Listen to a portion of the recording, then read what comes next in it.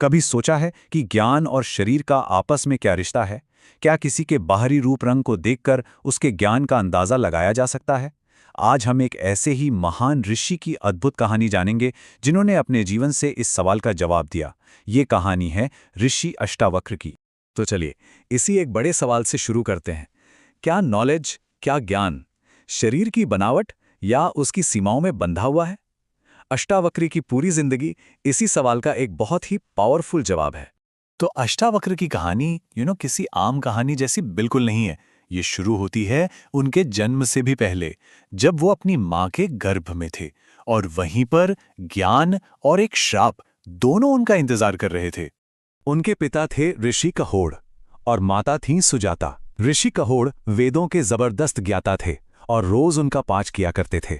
और कमाल की बात यह थी कि गर्भ में पल रहा उनका बालक ये सारा ज्ञान सुन रहा था और उसे एब्जॉर्ब कर रहा था। है ना एक एक्स्ट्राऑर्डिनरी शुरुआत। लेकिन यहीं पर कहानी में एक ऐसा ट्विस्ट आता है जिसकी किसी ने उम्मीद नहीं की थी। एक दिन जब पिता कहोड़ वेदों का पाठ कर रहे थे तो उनसे एक छोटी सी गलती हो गई। तभी गर्भ के अंदर से एक आवाज आई, पिताजी आपका उच्चारण सही नहीं है। अब सोचिए, एक अजन्मे बच्चे से अपनी गलती सुनना ऋषि कहोड़ को अपमान जैसा लगा और वो गुस्से में आ गए।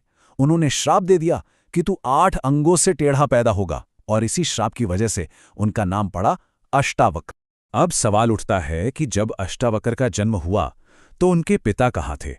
असल में उनके जन्म से कुछ समय पहले ऋषि कहोड़ घर की आर्थिक तंगी दूर करने के लिए राजा जनक के दरबार में गए थे। वहां उनका शास्त्रार्थ हुआ वंदी नाम के एक बहुत बड़े विद्वान से, जिसमें वो हार गए और शर्त के अनुसार हारने वाले को जल समाधि लेनी पड़ती थी। कई साल बीत गए और जब अष्टावक्र को अपने पिता की इस कहानी का पता चला तो उन्होंने जो किया उसने इतिहास बदल कर रख दिया। वो अपने पिता को न्याय दिलाने के लिए सीधे राजा जनक की सभा में पहुंच गए। और पता है उनकी उम्र क्या थी उस वक्त? सिर्फ 12 साल। जरा सोचिए, एक 12 साल का बच्चा जिसका शरीर 8 जगह से टेढ़ा मेढ़ा है, वो उस समय के सबसे बड़े राजा जनक की विद्वानों से खचाखच भरी सभा में पहुंच जाता है।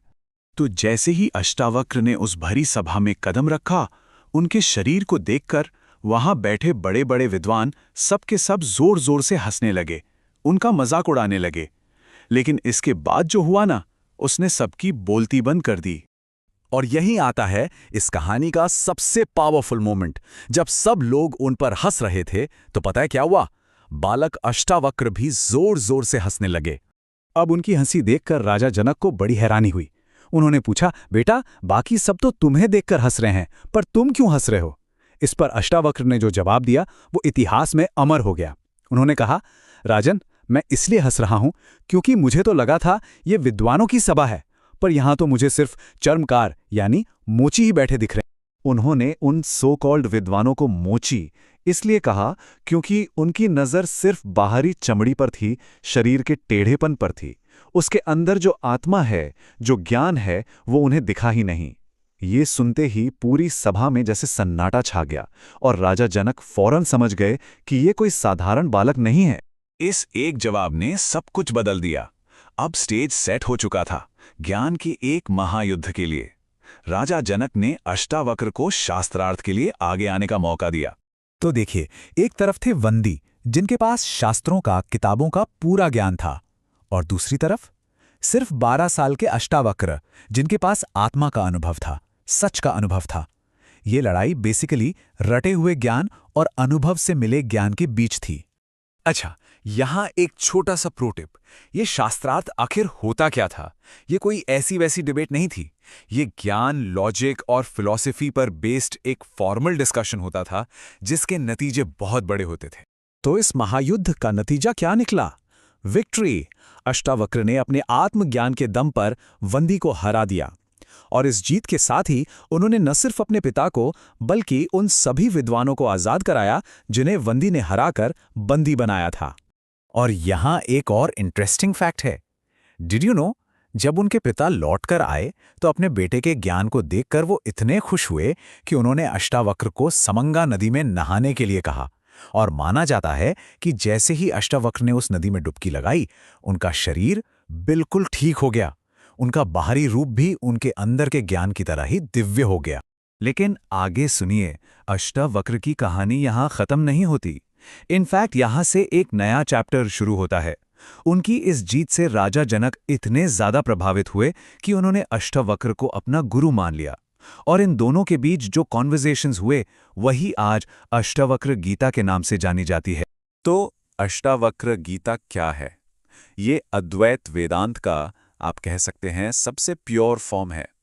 ये वो फिलॉसफी है जो कहती है कि हमारी आत्मा यानी इंडिविजुअल सोल और परमात्मा यानी यूनिवर्सल कॉन्शियसनेस, ये अलग-अलग नहीं हैं, ये एक ही हैं। इसकी कुछ कोर टीचिंग्स क्या हैं? पहली, कि हम ये शरीर या मन नहीं हैं, हम इन सब से परे एक शुद्ध चेतना हैं। दूसरी, कि मुक्ति या लिबरेशन पाने के लिए कहीं जाना नहीं है, बस हर सिचुएशन के साक्षी बन जाना है, एक विटनेस। तीसरी, ये दुनिया एक सपने जैसी है।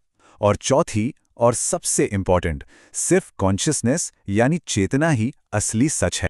तो इस पूरी अद्भुत कहानी का टेक अवे क्या है? बस इतना सा कि असली ज्ञान उसका उम्र से, शरीर की सुंदरता या उसके आकार से कोई लेना देना नहीं है। ज्ञान का संबंध है अपनी नजर को बाहर से हटाकर भीतर देखने की एबिलिटी से। और आखिर में ये कहानी हम सबके लिए एक बहुत गहरा सवाल छोड़ जाती है। हम चीज़ों को, लोगों को वैसा देखते हैं जैसी वो हैं, या फिर हम उन्हें वैसा देखते हैं जैसे हम खुद हैं, अपने नज़रिए के चश्मे से? इस पर सोचना ज़रूरी है।